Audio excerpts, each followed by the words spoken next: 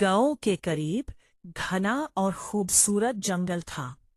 इस जंगल में एक खास बारहसिंगा रहता था, जिसका नाम नूर था। नूर आम बारहसिंगा नहीं था।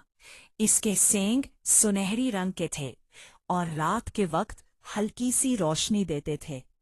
जंगल में नूर के दो बेहतरीन दोस्त भी थे, एक शरारती खरगोश चिमचन और एक समझदार तोता मिठो। एक दिन जंगल में खौफ फैल गया। करीबी दरिया का पानी अचानक कम होने लगा। सारे जानवर परेशान थे, क्योंकि पानी के बगैर वो जिंदा नहीं रह सकते थे। चिमचन घबरा कर बोला, अब क्या होगा? हम सब प्यासे मर जाएंगे।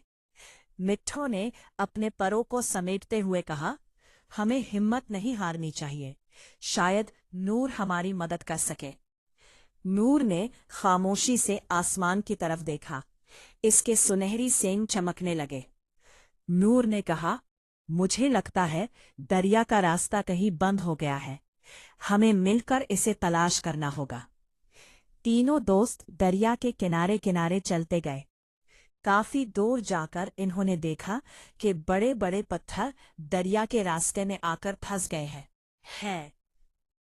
छन छन ने कहा, ये तो बहुत बड़े पत्थर हैं। हम उन्हें कैसे हटाएंगे? नूर ने आंखें बंद की और अपने जादुई सींगों को आहिस्ता से हिलाया।